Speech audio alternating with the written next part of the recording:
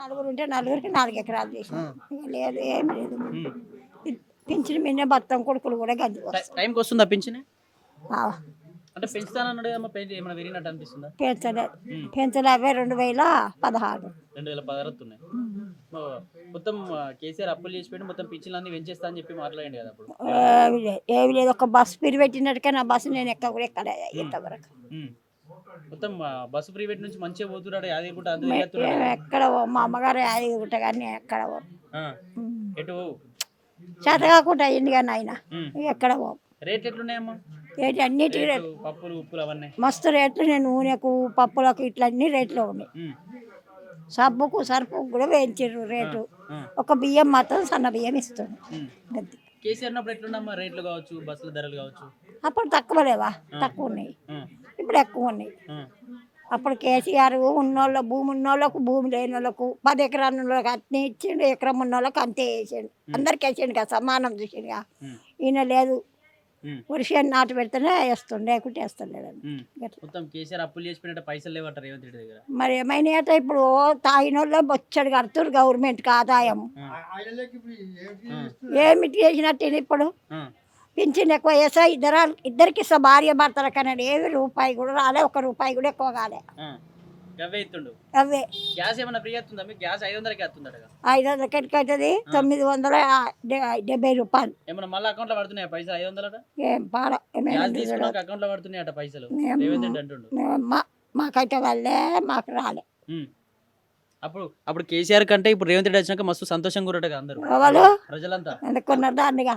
నువ్వు అడగాలని అడుగుతున్నావా? పింఛన్ ఎక్కువ కాదమ్మా, రేవంత్ రెడ్డి అంటున్నాడు పింఛన్ ఎక్కువ వస్తుందట, గ్యాస్ ఫ్రీగా వస్తుందట. ఏమి లేవు, ఇంకా రేట్లు ఎక్కువ అయినాయి నాయన. 2500 ఇస్తుందట ఒంటరి మహిళలకు. 1 రూపాయి కూడా రాలే మాకు ఇంతవరకు. ఏం వస్తలే. ఒక బియ్యం తప్పించి ఏం లేవు నాయన.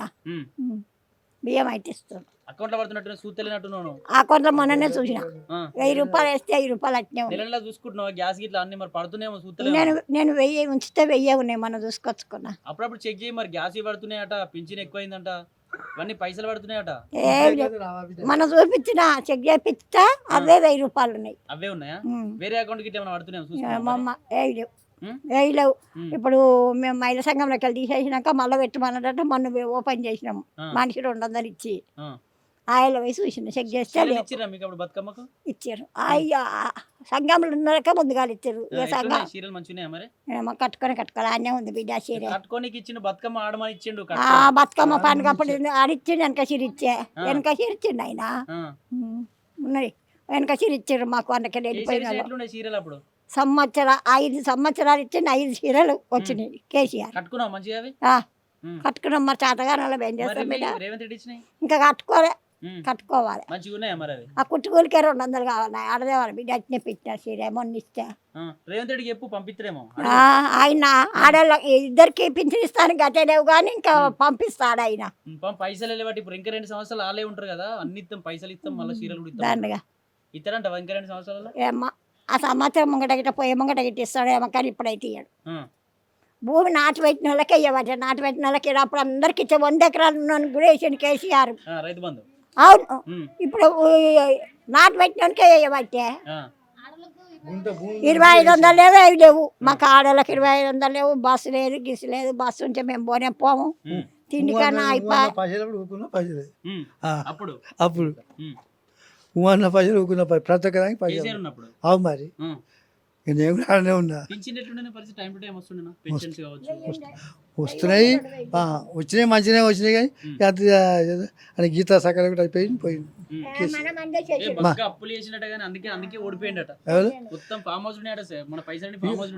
ఏ ప్రాబ్లం లేదు కానీ అంత ప్రభుత్వం మీకే చేసిండు.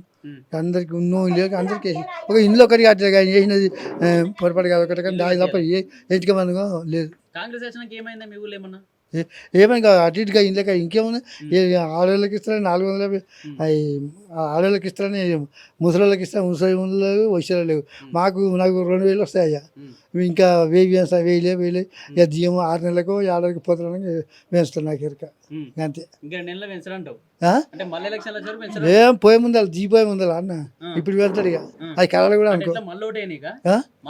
మళ్ళీ ఇక ఇక్కడికే చాలా ప్రభుత్వాన్ని కానీ లోకాన్ని కానీ 90% అయితే ఏరు కానీ కేసీఆర్ ఉన్నప్పటికంటే ఇప్పుడు బగ్గ సంతోషంగా కూరటగా మీరు ఏరికెళ్ళినా సంతోషంగా ఒక బదిలీని బాధలు అంటున్నట్టుంది ఆ, లేదు ఈ గ్యాస్ కానీ ఏం వస్తలేదా మీకు సబ్సిడీ ఏం వస్తలేదు గ్యాస్ గ్యాస్ లేదు ఎక్కడికెళ్ళా మాకు రూపాయి ఆధారం లేదు బిడ్డ నమ్మకు కొడుకులు ఇస్తారు ఎవరు ఇస్తారు మరి కేసీఆర్ చేసిందే అవి వస్తున్నాయి తింటున్నాం తిని అన్నం తిని రేగలవా అన్నట్టు అందులో అబద్ధం ఏం లేదు ఎట్లా మరి ఇప్పుడు దీనికి సంబంధించి రైతులు చెప్తురా రైతులకు యాప్ పెట్టిండట యూరియాకి రైతులకు కూడా యూరియా ఇబ్బంది పడుతున్నాడు తెలుసా తప్పకుండా యూరియా ఇక దొరుకుతుందా ఇక ఇప్పుడు బస్సులు పెట్టినా బిడ్డ బస్సు సీట్లకి మా ఊర్లో పోతామా ఇవ్వలేం పోవు ఇటువంటి సీటు వరకే సీటు దొరుకుతున్నాయి మీరు మొగోళ్ళకి ఎక్కితే మేము ఇంతవరకు అవి పోలేదు అయ్యా ఇంతవరకు పోలేదు ఒకవేళ పోతే దొరుకుతుందా నీకు సీటు ఇక ఎక్కడికి దొరుకుతాయి నీ అసలు విషయాలకే దొరికాయి నాకెక్కడ దొరుకుతాయి విషయాలే మొత్తం నూకేసుకుంటూ పోతున్నట్టు ఆడు అమ్మని పంపించినా మరి యాదగిరిగుట్టకి ఇట్లా ఫ్రీ బస్ లో పోలే అయ్యా ఎక్కడ పంపించాలి ఎక్కడ పోలే బిడ్డ